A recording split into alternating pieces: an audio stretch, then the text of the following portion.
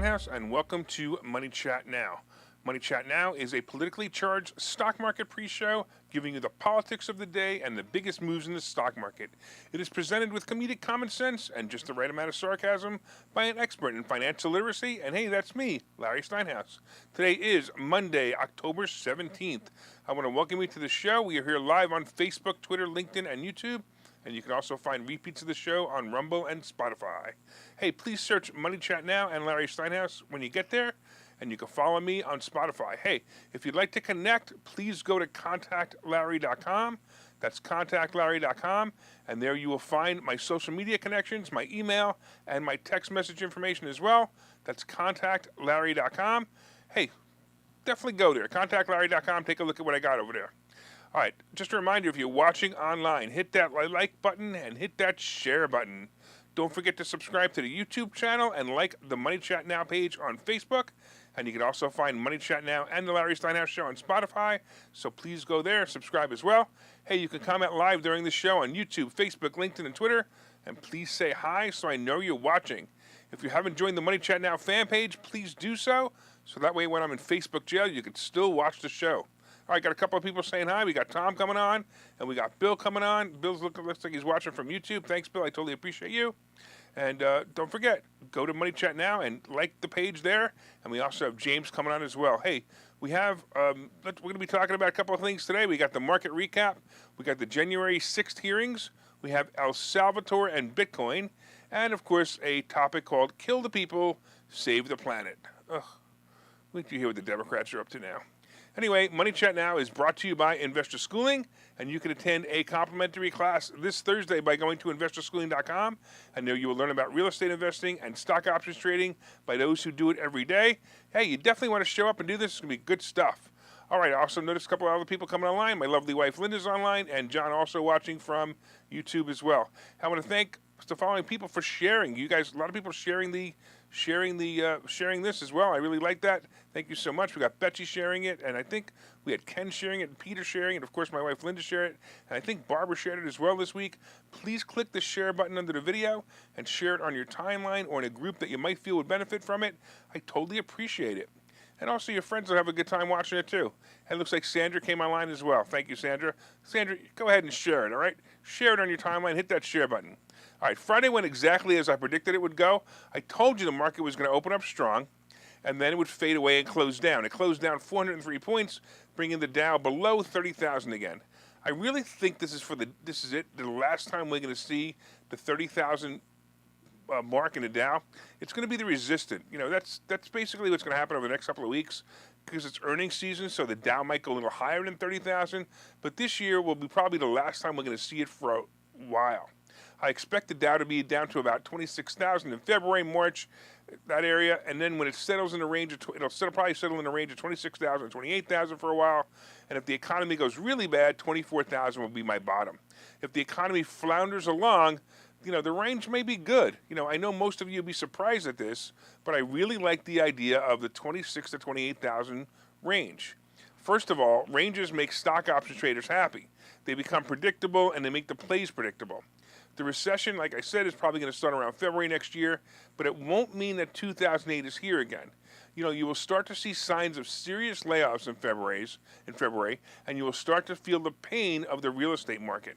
This coming spring, of course, will be the beginning of the buyer's market for real estate, but it won't be bad yet. Spring 2024 will be bad for those needing to sell, but the economy will chug along. All the bad news that the Democrats can muster up and manipulate for fear-mongering is definitely happening. Yes, Biden, we have not seen the threat of nuclear war this bad since the Cuban Missile Crisis, as you put it, but you, in this case, are Castro. Getting back to the stock market. The banks did well on earnings announcement on Friday. U.S. Bancorp and Wells Fargo was some of the only winners Friday. First Republic Bank tanked when their earnings report showed that net interest margins were hurt by rising interest rates. Well, duh.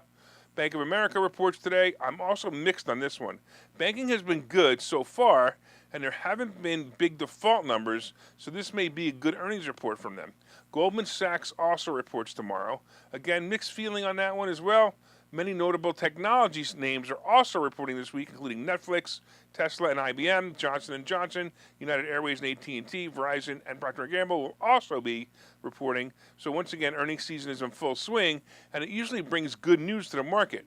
This market can certainly use some good news. I mentioned Goldman Sachs reporting tomorrow, and an interesting headline in the Wall Street Journal today talks about a reorganization plan. That could be trouble for them. Of course, it's a rumor, but we'll watch it. We'll watch the official announcement this week, see if it really happens. Does it really matter, though? Look, if you aren't an investor in Goldman Sachs, does it matter to you? But here's my concern. My concern is that it's signaling layoffs. If they restructure, as it is rumored, they're basically going to combine divisions. So it's likely they will need less staff. This may lead to layoffs. And this move might be to prepare for what they believe is coming. The recession. All right, let's take a quick look at the futures. Maybe we can get a glimpse of news from them. And the Dow is kicking butt right now. It looks like we're up about 321 points. The S&P is up 42, and the NASDAQ is up 141. Not bad. We'll see how that plays out. Real quick, Dan Chatofsky's on. Hey, Dan, how are you? We got Michael and we got Rob. All right, I know Dan was intrigued by the headline this morning. He was so excited when I put up the headline about killing people to save the planet, and that's coming up. But right now, let's talk about the January 6th hearings. Hey, have you noticed a word that has been removed from the media lately? No, it isn't Aunt Jemima, or retard, or even master bedroom. The word missing is insurrection. Have you noticed that it's no longer being called an insurrection? It is now being relabeled as the January 6th riots. Watch or listen to the news broadcasts about it, and you will notice the word insurrection is gone. We have all our thoughts and feelings on how this ridiculous event happened, as well as our conspiracy theories about the event. However, it's back in the news again as we approach the midterms, and Democrats are desperately looking for anything they can use to keep control. They continue to use the word riot as a way to knock the credibility of the Republican Party and call us Ultra MAGA. By the way, I have to tell you that I'm a proud member of Ultra MAGA. I even have the shirt and hat to prove it. Anyway, we've seen the latest to try to sensationalize the events of January 6th. Last week, I reported that Donald Trump was being subpoenaed to testify. In a scathing letter, though, he responded with these statements in a letter issued to Select Committee Chairman Benny Thompson, calling the committee members highly partisan political hacks and thugs, those whose sole function is to destroy the lives of many hardworking American patriots whose records in life have been unblemished until this point of attempted ruination, and called Congress' January 6th investigation a charade and witch hunt. Trump then urged Thompson and other committee members to examine the massive election fraud that Trump insists took place during the 2020 presidential election. YouTube, I'm just reading what Trump said. I don't want you to throw me off by thinking that I think it was election fraud, because we all know that the election was real and legit. Trump also defended his actions leading up to and during the January 6th Capitol attack, which were a point of scrutiny at the January 6th Select Committee hearing on October 13th.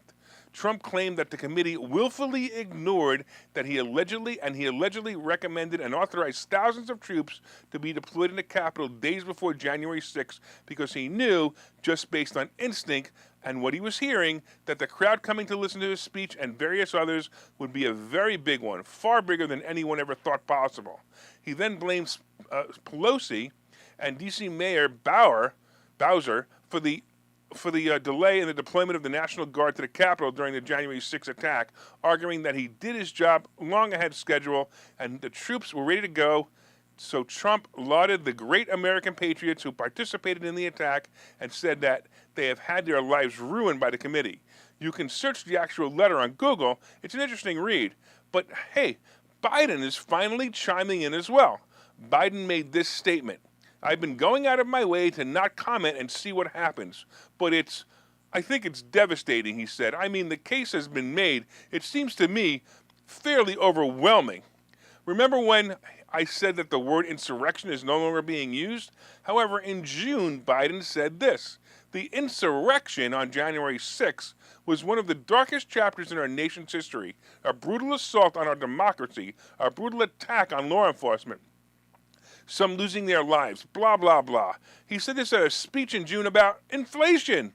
Way to deflect there, Biden. As far as Trump testifying, there have been reports of rumors that say Trump would love to testify under the condition that it be live and televised. Anyway, the charade continues, and we all know that in a month it'll be over. Once the Republicans regain the House and Pelosi is put out to pasture, all of this goes away. By the way, I wonder if Pelosi's vendetta against Trump is more personal than politics. I'm kind of wondering if Trump may have stood her up in a blind date or something. It would explain a lot. Anyway, this soap opera will continue, and I'm going to go take a message. Let's go take a break here. We'll see you in a minute. Okay, so you thought about buying and selling real estate. You've thought about investing in the stock market, but don't know where to start. Well, what if you could find a place to unlock strategies to master both real estate and the stock market, all without the headache? That place is Investor Schooling, hosted by Larry Steinhouse, an expert in real estate, financial literacy, and the ins and outs of the stock market. You can attend Investor Schooling in person or online 8 times a month. You can and will learn how to make money in real estate, and you will learn mastery of stock techniques such as options and covered calls. You will even get a chance to ask one of your burning questions to the stock options sultan, the master of picks and plays. Call 866-424-2829 for free information and receive a complimentary pass to attend classes, or register online at investorschooling.com. Don't delay. These passes are limited. So what are you waiting for? Call 866-424-2829. That's 866-424-2829. Or visit investorschooling.com. That's investorschooling.com.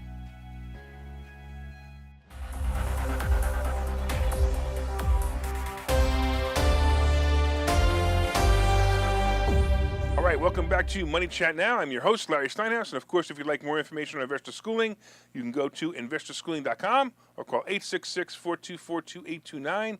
That's 866-424-2829. Hey, I want to welcome you back to the show. We are here live on Facebook, Twitter, LinkedIn, and YouTube. And you can also find repeats of the show on Rumble and Spotify.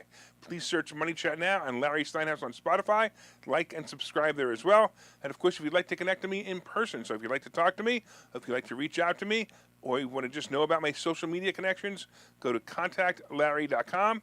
That's contactlarry.com. All right, a whole bunch of people saying happy Monday, and I appreciate that. Thank you so much. We got Mike coming on. I like James said. He said Trump wants to put the committee on trial. Yep, absolutely. And Art's saying, good morning, Larry. Go Birds, Phils, and Flyers. Who are they? We'll get to that in a minute. You'll understand what I mean by that in a minute. All right, so far we've been discussing, of course, the market recap. We've been talking about the January 6th hearings because it's no longer an insurrection. It's now a riot. Ugh, what a riot. All right, coming up, we got El Salvador and Bitcoin, and we got Kill the People to Save the Planet. And then, of course, we have today's picks and plays. But first, did you guys hit the like button? Did you guys hit that share button? Come on, everybody, hit that share button. Dan, hit that share button. Mike, hit that share button. Art, hit that share button. James, hit that share button. Leave me a comment to say hi if you haven't already. And leaving a comment is the only way I know you're watching. So please share it. Come on. And like. Also hit that like button, too. And don't forget to order my new book. It's called Money Hacks, and if you ordered it, please leave a review on Amazon. So if you've actually ordered the book and read it, go to Amazon or go to BarnesandNoble.com and please leave a review. The reviews are coming in. They're awesome, but I could certainly use some more. All right, let's talk about El Salvador and Bitcoin. So about a year ago, El Salvador decided to experiment with Bitcoin being a monetary standard in the country. At the time, lawmakers in Central America's country, Congress voted by a supermajority in favor of the Bitcoin law, receiving 62 out of 84 of the legislature's votes. By the way, then the price of Bitcoin was $34,240. Shortly after the vote, it was shortly after the vote that the Bitcoin was $34,240, and this is how the law reads. This is interesting. The purpose of the law is to regulate Bitcoin as an unrestricted legal tender with liberating power, unlimited in any transaction, and any title that public or private, natural, or legal persons require carrying out. Anyway, it means that you can use Bitcoin. Because of this new law, prices can now be shown in Bitcoin. Tax contributions can be paid with the digital currency, and exchanges in Bitcoin will not be subject to capital gains tax, which is really interesting. Which is, by the way, this is a reasonable law. So we have seen the price of Bitcoin almost half since the law was enacted, and according to people living in El Salvador, not much has changed. One 37-year-old resident named Eduardo Acevedo, has found that the nationwide crypto experiment was relatively anticlimactic. He said, I don't think anything has changed except for the country is more recognized than before. But the economic life of El Salvadorians remains the same or worse than it was a few years ago. El Salvador is in financial trouble, and they kind of hoped that this law would save them, and of course it didn't. Low adaptation is a big problem among the residents.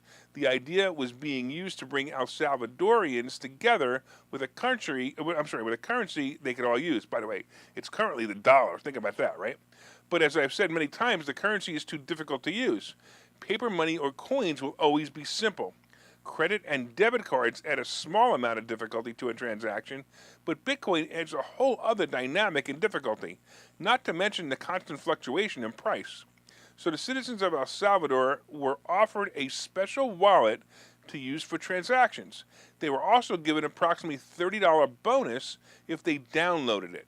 Well, 4 million people downloaded it, and now less than 1 million continue to use the wallet after spending the $30. Apparently, big chains like McDonald's, Starbucks, and most merchants at the mall will accept Bitcoin. However, it appears it's mostly tourists using the Bitcoin. My guess is that they're using it for the novelty of it anyway. A survey by the El Salvador-based El Instituto de Opinión Pública, a public opinion think tank, found that 7 in 10 Salvadorians do not think that the Bitcoin law has benefited their family economically. And in another survey of the Institute, it was found that 76 out of 100 small and medium-sized enterprises in El Salvador do not even accept the Bitcoin payments. So the experiment so far would be considered a failure. So, look, they tried to use it to bolster the economy and save the country from defaults, but it looks like it isn't going to work. I'm really wondering if they will default on bond payments and other debt obligations in the future. For that matter, I'm kind of wondering what's happening across the world. For those of you who don't know, the UK with their new prime minister, not because the new prime minister, but has a new prime minister, is on the brink of financial disaster. I've been monitoring this, and I'll let you know what's it all about in the future. But all this does lead me to believe that a global recession is coming, so be prepared. I'm going to tell you, buy hard assets and get them now. You're going to be very happy in 7 years from now, and remember, Bitcoin is not a hard asset. So be careful. All right, let's get into climate change solutions, or how dumb can Democrats be? Sometimes when I'm researching for the show, I just have to say, what the fuck? I come across articles all the time that blow my mind, and this report on how to deflect the sun rays is not only disturbing, but apocalyptic. The headline of a news article in CNBC reads like this: White House is pushing ahead research to cool the earth by reflecting back sunlight. All right, before I even read the article, I was disturbed by the headline. Cool the earth by reflecting back sunlight? Really? But wait till you hear about how they're going to do it. By the way, at first thought, I thought, wow, this is like a Star Trek episode where they put up a giant deflector in the sky. How cool is that? Of course, then I thought about all the things that could go wrong with that. But, it's still pretty cool. But no, that's not how they're going to do it. Are you ready with your gas mask in your basement? Because you're going to need it after you hear this one. One of the top ways to block the sun rays is spraying sulfur dioxide into the stratosphere. Yep, sulfur dioxide. Doctors and scientists, and of course people with common sense, feel that spraying sulfur dioxide into the atmosphere is known to have harmful effects on the environment and human health.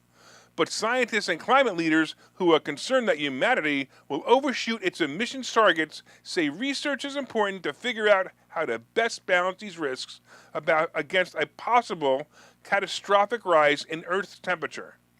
Balance the risk? Seriously? By the way, when I did a search on what sulfur dioxide does to humans, I came up with these problems. Irritation of the skin, irritation of the eyes. Oh, and here's a doozy. Trouble breathing. By the way, here's where the ridiculous meets the insane. The scientists actually want to spray the sulfur dioxide into the atmosphere with planes. I know all you chemtrail conspiracy theorists are on the edge of your seat right now, but wait till you hear where this research came from. It turns out that when you burn coal, it produces sulfur dioxide, and that goes into The atmosphere. So the scientists discovered the idea of using the pollutant that they want to stop producing happens to be useful in blocking excess harmful rays of the sun. So if I have this right, they want to stop burning coal because it pollutes the atmosphere with sulfur dioxide, only to plan to add sulfur dioxide to the atmosphere that they just eliminated it from. And you think the anti-vax rumors are conspiracy theorists? This is a whole new form of stupid. A scientist who was interviewed as a pro-pollute the air by spraying sulfur dioxide into the atmosphere was quoted to say, "The sulfur is already being emitted from the burning of fossil fuels. It's causing environmental damage and is already killing between 10 and 20 million people a year due to respiratory illness," he said. So that's the way we already live, he said. He is insane. The motto of current scientists is let's kill the people to save the people. To save the planet. Look it up. If you think I'm crazy, this is real. Get your gas mask ready. Just imagine the future. We will have electric cars burning in our garages and driveways with no way to extinguish them, and then we'll have chemicals falling from the air to poison us. Look, the good news is we no longer need to be afraid of Russian nuclear weapons anymore. Clearly, we need to be afraid of American scientists. Wow, I'm wondering if a paper mask worn in a car will help us from getting sulfur dioxide poisoning. While you ponder that, let's take a break. Hi, I'm Larry Steinhouse, and one of the most misunderstood things in America is money. That's why I've written this book. It's called Money Hacks, because everything you think you know about money is wrong. And I'm telling you, everything you think you know about money is wrong. When you read this book, you will learn things about money that you did not know. You will even learn if money can buy you happiness. I have a full chapter dedicated to that. You're going to definitely want to read that. I talk about how to use other people's money to buy real estate. I talk about how to save more money, and I even talk about how to rebuild your credit score in this book. There are 22 amazing chapters in this book. This book is now available everywhere. It's available on Amazon. It's available on barnesandnoble.com. And you can order this book right now, and you'll have it in 2 days, and you'll start learning things about money that you never knew before. So order the book right now. Go to Amazon, go to barnesandnoble.com, and order the book, Money Hacks by Larry Steinhouse.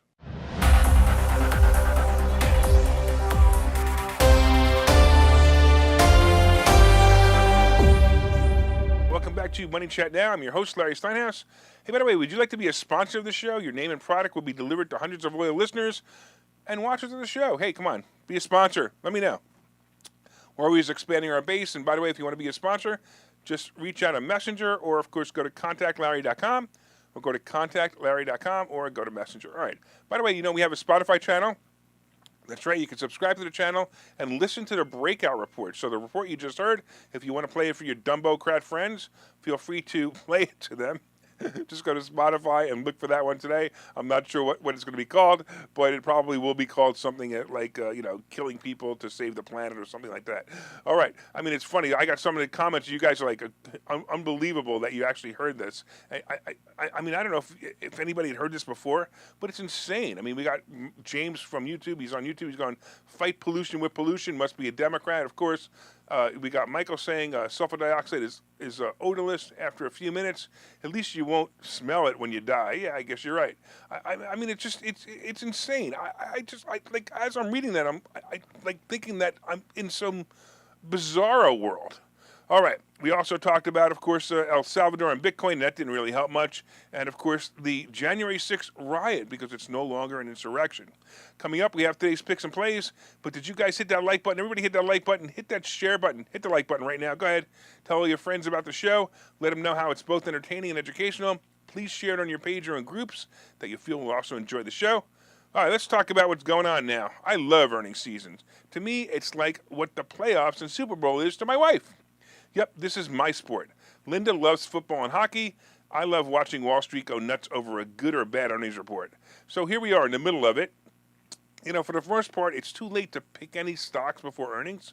However, I still think there are some good plays or some good speculation plays left in the market. I still like Meta as a speculation play.